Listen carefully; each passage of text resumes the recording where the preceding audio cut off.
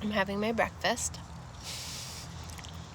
I wanted to come on here and talk about this massive last quarter moon that we're going to be getting and how this ties into a lot of the bigger cycles that we're in. So if you're just joining me, we're going to be talking astrology talk. It's okay if you don't know much about astrology. When I'm talking in lingo, I'm going to try to make it brief and just talk more about the energies, because astrology is just a way to read energy, right? Good morning. If you're just joining me, type in the chat. Let me know if you notice this energy of kind of this face-off with your past and your future self.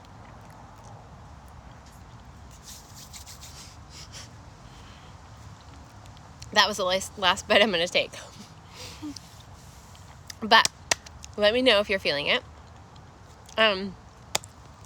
As you're just kind of sitting down and feeling into this video, recognize that we are in this last little bit of the North Node, our collective Dharma together as a human family. We are in the last few months of that. So in January, the nodes will move from Gemini, Sagittarius, where they have been from the beginning of this whole thing, okay? And they are going to be moving out. So we can all celebrate that and also be like, what does that mean, right? So the North Node is our collective Dharma together as a human family. The South Node is our collective karma together as a human family. And therefore, during these time frames where the North Node is in one sign and the South Node is in that polar opposite, we call this the dragon's head and the dragon's tail. And we need both, right? We need to know, I've talked about tails. It actually came up when we were talking about the tail end of Leo season. Tails are used for balance, equilibrium. They can be used to ward off pests and parasites. They can be used to ward off negative energies, right? When we have that insight and wisdom from where we've been, and we know how to get to where we want to go, right? So if you're just joining me, we are talking about some big energies that are happening this week, okay? So the North Node is in one sign for about 18 months, okay? And during that time, we will get the eclipses, because the nodes of the moon are literally just ecliptical points in the sky, okay? And they are used to calculate the eclipses. And so therefore, this dragon's head, where we're wanting to go and explore and be brave and kind of peek our face into, where we're being asked to explore is where we will have our massive eclipses that lead and bring energy in. And where we will have the energies that purify out and clear out and help us with consciousness and becoming aware of where we've been are where those eclipses will be happening on the South Node. So, this being said, you are born during a time where the eclipses are in certain signs. So this is how it ties into your natal chart. Your birth chart shows you your North Node is the time frame of the eclipses that you were born in, and your South Node is the polar opposite of that. And when we look at this as astrologers, we can get great information depending on house placement, aspects, sign, all of those things, and how it ties into your rising and your moon and your sun. We can get all this information about where you've been as a soul and where you're meant to go in this lifetime, okay? And then we get nodal returns. A lot of astrologers and people talk about Saturn return. To me, a bigger thing to talk about is the nodal return. It happens when we're 18, it happens when we're 36. Hi, if you're just joining me, we're talking astrology, but I want to talk about the energetics. So I'm gonna tie up the astrology and get onto the energetics of where we're at right now. All important things, okay, these nodes. And we're going to be having this big, massive shift in January, which is when I'm going to be doing Planetary Power again as a live round. So if you're interested in that, let me know.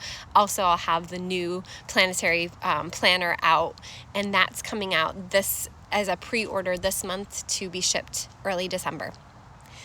Enough self-promotion, although it's important because it's like I have all this wisdom to share with you. So, It's exciting. Right now, we are having this last little bit of the North Node in Gemini. Gemini has to do with two sides, polarity, a split. Has to do with not knowing who to believe or who to trust. It also is the coyote energy. I often talk about this with Gemini because the coyote, and this is mercurial as well. Mercury can be the trickster energy. It can be the coyote medicine. And what is the most important thing about coyote medicine is learning how to trust yourself, learning how to trust your own insight instead of what's being riddled out to you and spelled out for you to believe or to take in and make it your own. Hello, if you're just joining me, I'm so glad you're here. Good morning, good afternoon, wherever you are. So let me know if you're feeling any of this energy of being confronted with your past and your future. This is the turning point that we are all in, okay? And why it's coming up so strongly is because that North Node in Gemini, that has to do with all of those things I just mentioned, also has to do with our close community, not the global family. Even though that's important, it is not the time for that. We can get really distracted, fearful, feeling alone, actually, when we look at what's happening globally. Not to say that, of course, I don't know, not to say we need to ignore it, but just to say to have the main focus being on your close community, your neighbors, your neighborhood, that kind of thing. We can also see issues and healings wanting to come up through that avenue. So in particular, I'm going through that in my own little community, and I'm sure you are as well.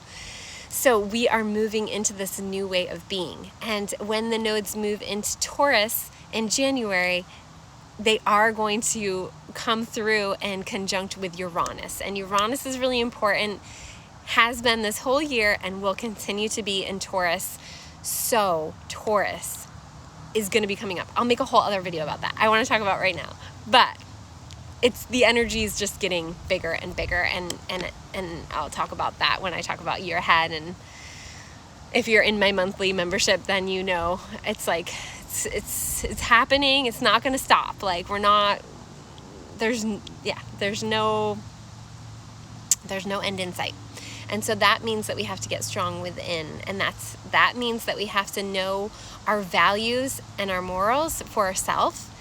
And the only way or reason we will get triggered by other people's beliefs, morals, or values is if we feel threatened by them. And the only way we feel threatened by them is if we have either something from our past this life or a past lifetime where we were threatened by other people's beliefs, morals, ways of being, okay? And so this is just asking for a healing. And so when we're coming into this new energy and we have to learn how to trust ourselves, we're also being asked to shed the dogma, the stigma, the societal pressures, the what are people going to think. That kind of energy is very Sagittarius. It's worldly. It wants to create this worldly family. And so we have to, though, make decisions based on what we need first. And this is just why, as a soul, we came from this very all one consciousness into this reality, because ultimately when we are making decisions for ourselves that is in our best interest, we are serving the greater collective. And if we are making choices to people please or to make other people happy, we are literally doing ourselves a disservice, and we are not in self energy. We're in non-self energy. And so when I work with people and they're like, I've just been so tired, I've been so drained, I've been so this, I've been so that, I'm like, that's because there's a lot of non-self energy attached to you and hitching a ride and drawing you back and bringing it down. And when we go in and we learn how to clear this and we learn how to bring it to our conscious minds, what people tell me all the time is, I have so much more energy now after working with you. I have so much more energy now after doing this work. And that's how it's supposed to be. When you're in self energy, you are a gift to the community. When you're in self energy, you are a gift to the community. But we're conditioned to believe the opposite. We're conditioned to believe if we're subservient and we do things for the greater good, then we are then going to be a bigger gift to the community. That's not true, because it goes against self. And anything that goes against self is ultimately a disservice. And we've learned this in a very personal way. Like our collective is like, learn this in a very personal way, but we haven't taken the bigger societal and community conditioning into the personal. And that's what's shifting right now. Hi, Brooke. Hello, Anastasia. Hello, Dira. Thank you guys for being here. I love you all. I'm sending you so much love. So that topic is on point for where we are right now, okay? And so if you have Gemini, early Gemini especially, placements, as I know some of you do, if you have early Sagittarius placements, as I know some of you do, and if you have early Virgo placements, as I know some of you do, you're going to be feeling this more personally. It's going to be hard, okay?